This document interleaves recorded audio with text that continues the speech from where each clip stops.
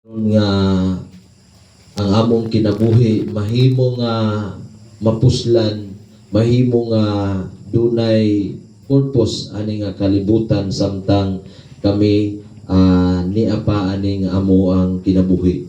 Sa among pagpadayon tuguti nga ikaw makiguban matag usa Lord nga nakadungog sa amo ang serbisyo karon, makadungog sa imong mga pulong pasabtang matag usa nga kining among giwali para ni namo nga mga buhi tungod kay ang among gisudong lawas na lang man gid ni Tia Rosalia ug ang iyang kalag sigurado mi nga malipayon na diha kanimo apan kami nga nabilin tabangi mi nga dunay mensahe nga among madunggan masabtan sa nining takna sa kagabhion gitugyan og gisalig nako ang tanan in Jesus name I pray. Amen o amen. Salamat sa inyong pagtahod sa pulong sa Dios makapaglingkod. No kung imong tan-awon ang gisulti sa Bible mga kigalaan, ingon pa niya diri, ang tawo nga nahimugso pinaagig babaye, jutay lang ang mga adlaw ug puno sa mga kasamo. Pero mo ni siya ang hinungdan nganong kung dunay mga ing-ani nga panghitabo, dapat gyud makasabot ka nga naa gyud mensahe ang Ginoo ana para nato. O kinahanglan puntang makasabot kani nga real talk lang nga pagkastorya kining atong pagwali ron dili na gid ni para ni Tia Rosalia para na gid ni nato nga makadungog pa para ni nato nga mga buhi pa gigamit lang sa Ginoo ang iyang patayng lawas tungod kay dili gusto ang Ginoo nga dili ta makasabot sa kinabuhi. Realidad naman gud kaayo ni nga kining tawo perting idlasa kay nato. Walay ingon ang Bible, walay bisan usa nga nangita sa Dios, wala bisan usa. Kita mo'y gipangita sa Dios kanay sa laag banta. Tungod sa atong pagkahisalaag, ang Dios mo'y mihatag og paagi aron makaplaganta. Pinaagi ni Jesus, gipaanhi si Jesus ingon ang Bible kay ang anak sa tawo mianhi alang sa pagluwas o pagpangita ni adtong mga nangawala nahisalaag tang tanan. Tungod diha na ang Ginoo mihatag og daghan kay mga paagi aron makadungog ta sa iyang mga pulong. Usa na ning funeral service. Ug dili nato makita mga kigalaan nga kini di ang atong kinabuhi, dunay mga realidad ani nga dapat natong masabtan. No karon takna sa kagabhion atong hisgutan the reality of life. Mao nay kung maghisgot galit ag reality kamatuura na nga bisan pagdili nato tuuhan mao gyud nay tinuod. Dili man buot pasabot kung di ka mo tuod, dili na tinuod, dili man na mo'y truth. Ang truth kung maghisgot galit ag kamatuuran bisan pagdili na tuuhan mao gyud nay tinuod. Like for example, moingon ko nga init ng kalayo. Na moingon ay kag bugnaw. Wa may bugnaw nga kalayo. Buot pasabot bisan pagdili na tuuhan nga ang kalayo init gina. Dili buot pasabot nga kung di ka mo tuod, di na po na tinuod. Tinuod gyapon na bisan pag di ta mo tuod. Mao man usab ning pulong sa Ginoo. Ang pulong sa Dios bisan pagtuuhan ig dili sa daghang mga tawo, ang kamatuoran magpabiling tinuod nga dunay gyud mga realidad sa kinabuhi nga dapat gyud unta natong dawaton. Dawaton na lang ginato kay matod pa nila bisan pag di na nimo dawaton mahitabo gid na. Ulitan ani kamatayon, daghan kay mga tawo nga di gyud di gali halos maghisgot og kamatayon. Pero ba mo kabalo nga ang kamatayon maura gini ang butang sa kinabuhi nga dili nato kabalibaran. Bisan pag dili taganahan maghisgot sa kamatayon, muabot gyud ang kamatayon. Bisan pag dili taganahan mamatay, muabot gyud nato ang kamatayon. Usaon man nato na. May dili taganahan di po na moabot nato. Okay ka na non? Perting okay ha kayo. Panalitan di ka mutuog mamatay ka. Di po ka mamatay. May untag ang ato ang kamatuoran nagbase sa imo ang pagtuo. Dili man ang kamatuoran gibase gina sa pulong sa Ginoo nga kun unsay ginahisulat diha mahanaw pa man ang langit ug ang yuta, ang pulong sa Dios dili na gina mahanaw. Buot pasabot kini daing pulong sa Ginoo mutug-an ra dayon ni nato sa tinuod. Tug-anan ra man ta ani sa tinuod gud. Ug kani usahay ra bata matud pa nila mas ganahan man ta maminaw gud barhag di tinuod basta kay nindot paminawon.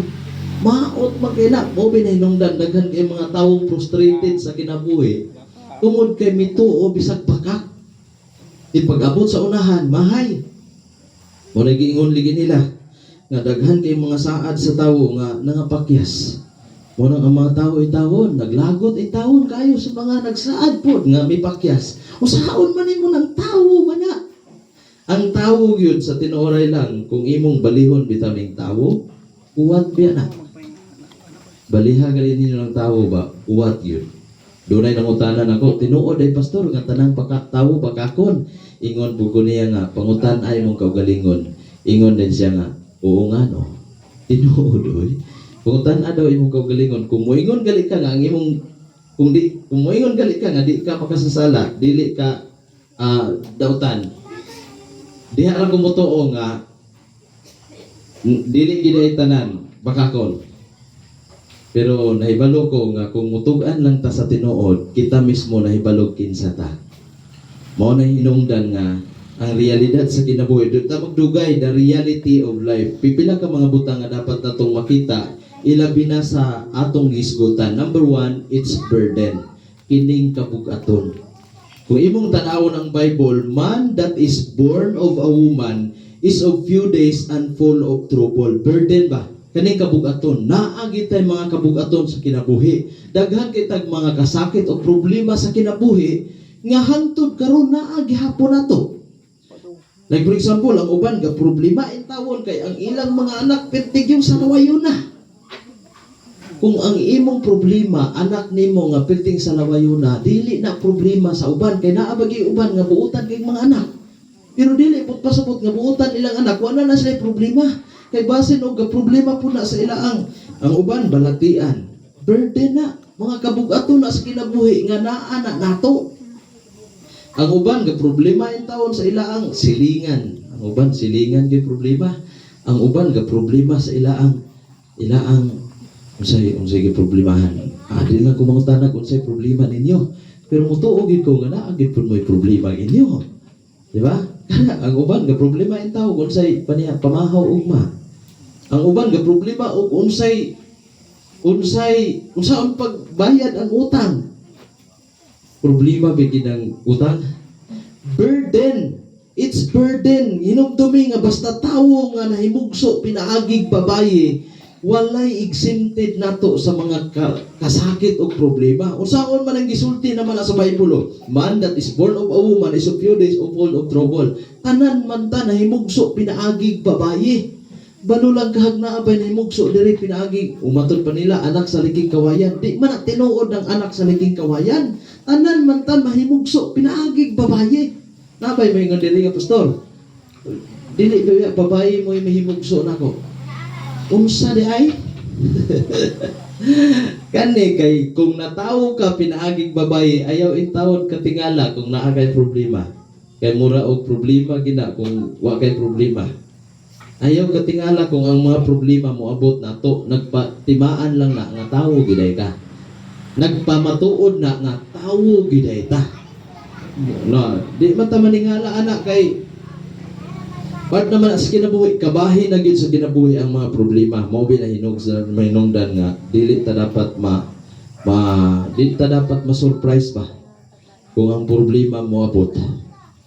Kay moabot man gid ang problema. Mora nay wala imbitahan nga moabot. Daghang mga tawo inig birthday nimo, daghan kayong makagiambitar, unsay mga unsay activity ba? Panalitan dunay mga kalingawan, dunay ilabi na sa birthday, mga selebrasyon. Daghan kay kag imbitahon nga dili moabot. Pero problema, bisan pag imong abugon, moabot gyud nato ang mga problema sa kinabuhi. Mo na inungdan, gitawag na siya og burden. So it's burden, the burden of life. Klaro na kay nang gisulti sa Bible sa verse 22, but his flesh upon him shall have pain. Kini kunong atong mga lawas, kini kunong atong kinabuhi, doon na gini mga kasakit. O ang iyang kalag, sulod sa iyang kaugalingon, magbangutan. Na ay mga pagbangutan sa kinabuhi, na ay mga kasakit o problema sa kinabuhi, realidad na. Mo na hisgutan nato the reality of life. Do na give burden ang kinabuhi.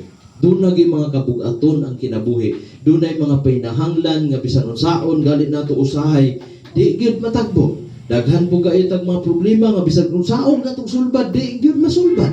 Daghan kayo tang gi-adjust sa kinabuhi nga hangtod karon problema ra gyapon.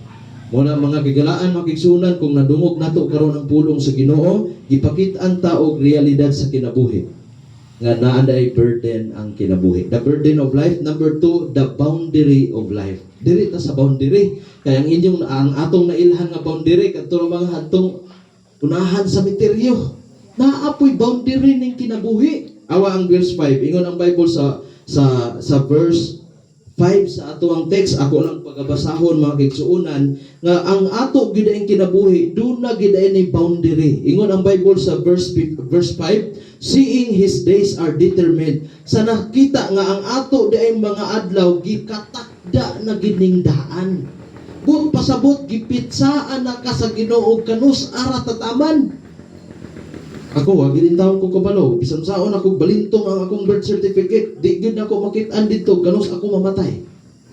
Bisan kita mga kigalaan, ingon ang Bible, ang Ginoo gitakda na niyang daan ang atong mga adlaw. The number of his months are with thee. Ang mga lumiro sa atong mga katuigan naaragid sa Ginoo. Ginoo ra ginahibalog pilay edad dato kuhaon ta niya. Ginoo ra ginasayod og kanus ara tataman aning kalibutana. Ingon ang verse 5, saying, his days are determined, the number of his months are with thee. Thou hast appointed his bounds that he cannot pass. Gitakda na sa Ginoo ang boundary sa atong kinabuhi nga di na kita mulapas. Nan karon kun ang record sa Ginoo nga ang edad ni Tia Rosalia 69 ra ginataman. Mao nang kanus aman na nato nahibaw-an sa dihang gikuha na siya sa Ginoo. Mura kita kay wa pa man takuha sa Ginoo, wa pa gibisan isa nato nasayod kung kanus ara ko tataman. Kay bisan ako sa akong kagalingon, di ko ka pasalig kung moabot pa ba ko anang idara. Kay ang adlaw sa ato ang panahon karon nagakamubo na gyud. Mubo na kaayo ang kinabuhi, diin hadaghan kay kang makita nga mga batanon pa kaayo gikuha na sa Ginoo. Kay ngano mga kigalaan, dunay boundary ang atong kinabuhi, the boundary of life. Muna nga kay wa man ta nahibalo kanus ara tataman, wa ta kabalo og na. Unsa kay atong bation no? Like for example, ako panalitan pag mabasa sa Bible nga si missionary Brian Torres, ang iyang edad taman ra 31. Dayon September 25 ra iyang na kung gibutang na daag si September 24 panalitan ba gibutang na daan nga September 25 ra daay ko ay ako mamatay. Usa kay akong bation anang gabi ana. Usa kay akong bation anang gabi una nga naa naman dito ang pizza nga karon ra kataman. Mga kigalaan, mga kigsuunan daw sa murag hadlok paminawon, pero ang kamatuoran mao nga nahanagi boundary ang atong kinabuhi. Nagali boundary ang sa pandalaga, kinabuhi pa noon naapon. Una nga gusto sa Ginoo nga samtang dili pa moabot ang boundary sa atong kinabuhi, makakapangandam na ta. Kabalo mo ngano tungod sa ikatulo katapusang butang atong isgutan. Number 1, the burden of life. Number 2, the boundary of life, and then thirdly, the blessing of life. Dili ta sa blessing, o may dili ganahan natog panalangin.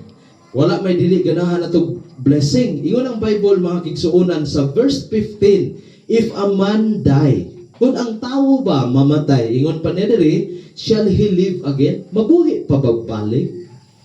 Kani ba si Tia Rosalia nga atong gisudong, mabuhi pagkaha ni siya balik? Siguro daghan kay tang mga kasagaraan manggod sa mga kagulanan, labi na namo sa una nangamatay ang among mga apuhan, namamatay ang mga mahal sa namo sa kinabuhi. Ang ato bitang paghilak daw sa mura og di na kita magkita hangtod sa hangtod. Mao na nga grabe ang atong kaguol sa dihang wala ta kasabot nga kini dihang atong gisudong buhion pa din balik sa Ginoo pag-abot sa panahon. Ingon ang Bible, o klaro kaning gisulti sa Bible, wala siya blessing. Ang blessing nga bisan di ay kay kining atong panagbulag aning kalibutan na temporary ra gini. Kay dito sa langit nahisgutan nato na sa unang gabi nga wa nay panagbulag dito. Mag-uban ta sa Ginoo sa walay katapusan. Mo nay tinuod tang puloy-anan. Langit kung makapangandam tayo. Ingon ang Bible, if a man die, kung ang tao mamatay, shall he live again? Mabuhi pa ba siya balik? All the days of my appointed time will I wait bisan kani si Tia Rosalia, nagpaabot ni siya sa iya ang appointed time kung kanusa siya banahawon pagbalik sa Ginoo. Kay ngano, ingon ang Bible, the wouldest appointed me a set time, kay gitakda na pud nimo. Gitakda na sa Ginoo ang atong paghimugso, gitakda na pud sa Ginoo kanus ata mo biyaan ang kalibutana, o gitakda na pud sa Ginoo kanus ata niya banhawon. Banhawon ta niya pagbalik. Ug ingon ang Bible sa verse 14, all the days of my appointed time will I wait till my change come. Hangtod nga usbon na ta sa Ginoo. Mga kigalaan, mga kigsuunan ining takna sa kagabhion, gihatag lang sa Ginoo karon ining takna sa kagabhion nga bisan di ay dunay burden ang atong kinabuhi, mga kabug-aton, kasakit o mga problema, doon na po tayo boundary sa kinabuhi nga bisan unsaon nato di kita mo gamot ani nga kalibutan, pero salamat kay dunay panalangin. Diin ang Ginoo nagtakda na sa panahon nga iya tang pagabanhawon aron makita nato ang kausaban sa atong kinabuhi. Usbon sa Ginoo ang atong kinabuhi, diin tagaan tag kinabuhi nga dili na madunoton, kinabuhi nga di na uhawon, dili na gutumon, dili na magdaot, wala na'y kasakit, walay kagulanan, walay pagluha, di na matigulang, nabaw sa tanan, wa na'y kamatayon. Mauna ang panalangin sa kinabuhi. O kana nga panalangin, maangko na to na kung si Jesus atong napatunan sulod sa atong kinabuhi. Muna siya ang kuan, yung bisan saon. Grabe yun ka frustrated ang kinabuhi kung dili nato ni masabtan. Hinumdumi nga sa dihang bata pa ka, gihimugso ka sa imo ang inahan, gihimugso ka sa imong ginikanan, sa dihang nahimugso ka giatimanan, halos dili gali pabutugag langaw ug lamok, sa dihang nagdako giatimanan, gipaeskwela, human sa napag-eskwela nakalampos og elementary, may adto na pug high school, pag-abot sa high school dala po senior high, pag-abot sa senior high niabot na college, paghuman sa college nakahuman, paghuman higtay og exam nakapasar, paghuman og pasar nakatrabaho og nindot kay nga trabaho, dayon luyo ni anang tanan ang katapusan patay ra gihapon. Perting paita tayo no sa tanang pagpaningkamot, mura ra daig aso nga mahanaw lang, pero salamat kay diha sa Ginoo naa pa di ay ikaduhang kinabuhi human aning kinabuhi. Gitawag na siya og kinabuhing walay katapusan. Ginoo mo ay tag-iyaan na og siya ra po'y makahatag nato. Hinaot na atay nakuha nga mensahe nining takna sa kagabhion, naghisgot ta og realidad sa kinabuhi. The reality of life. Mo na hinungdan nga kining realidad sa kinabuhi, tuuhan man ni natog sa dili, mo na ginay tinuod. Mura ni siya og kuan, mura na siya og ice cream. Panalitan mo ingon ko nga kana bitang ice cream, bugnaw gyud ang ice cream. Mo ingon din ka nga haa. Murag asga kanang init man daguhin ha. Ang ice cream bisan pag di ka mo tuo nga bugnaw gyud ang ice cream. Mao sad ni ang pulong sa Dios tuuhan nato ni kay mao na gid ni tinuod. Pag ingon sa Ginoo nga naa na gid problema ang atong kinabuhi, part na ginaog kabahin mo nang gibasa nato sa verse 1 nga ang tawo nga nahimugso pinaagig babayi, jutay lang ang mga adlaw o puno sa mga kasamok, puno sa mga problema. Mo nang nahimugso ang programa kaniadto ni Doktora Abogada Lourdes Libres Rosaruso sa iyang programa nagaluhan, kini ang akong suliran. Gisulti na sa radyo, bisan pero sa buwa pa na gisulti sa radyo, gisulti na sa Bible. Nga sa pagkahimugso dahil nato ani nga kalibutan, gikaluhaan natang daan sa atong mga suliran. Ang suliran may kabahin sa atong matag adlaw nga buluhaton. Matud pa sa maong programa. Pero ang Bible tin-aw pod nga nagsulti nga ang atong kinabuhi dunay boundary. Parihara na atong niaging tuig. Kung wa ko nasayop niaging tuig pagyud katong nadisgrasya atong bunawan, tulo ka mga batanon. Ang edad sa isa 21, ang isa 18, ang isa 17. Nagdungan og kamatay. Unsay hinungdan kay ang ilang boundary miabot na. Natulog na to kay nagdekorito sa simbahan, gipukaw kay muuli na. Insay nagpukaw, gipukaw siya sa iyang gitakda nga panahon. Kay ngano nahisulat na di natamulapas. Kay kung dito siya muuli og kalamba kay gikan og Kaluya. Pagbiyahe sa gikan Kaluya padulog Kalamba, nagkahinagbo sila sa duna po'y motor nga walay suga. Nag-abot sila sa Bunawan. Ang usa ka motor duhay karga, ang usa ka motor isa ray karga. Pagbangga perting pataya. Gitawag to sila og dead on the spot.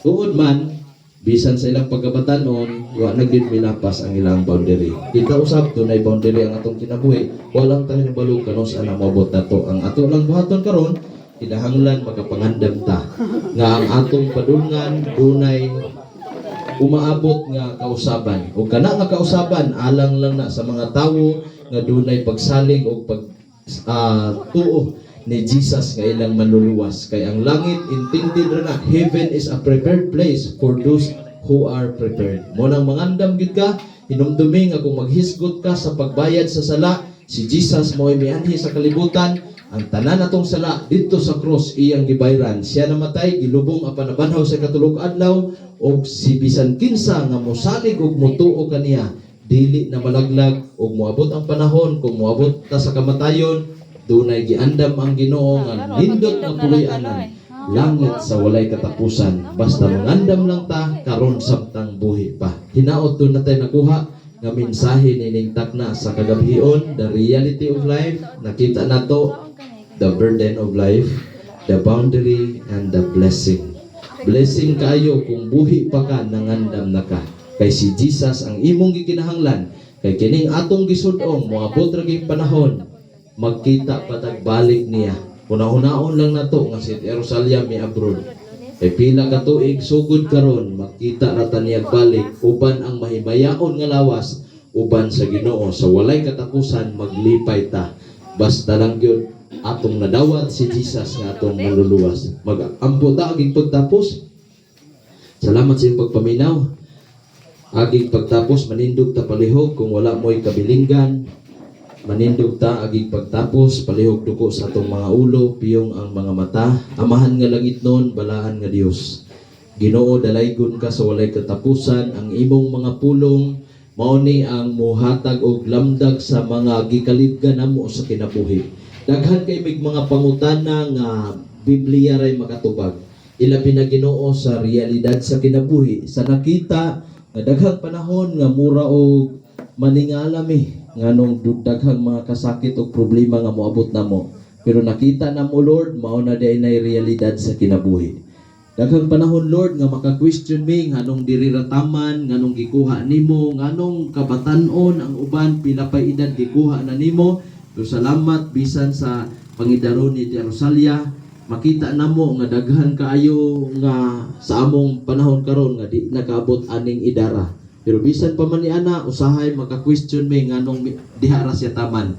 Pero knowing nga naara diay nimo ang utlanan sa kinabuhi sa tawo, among masabtan Lord nga gituyo nimo nga ang among kinabuhi dunay utlanan tungod kay duna kay giandam nga nindot nga puloy-anan sa langit maglipay sa walay katapusan. Salamat Lord na ami panalangin o paglaom diha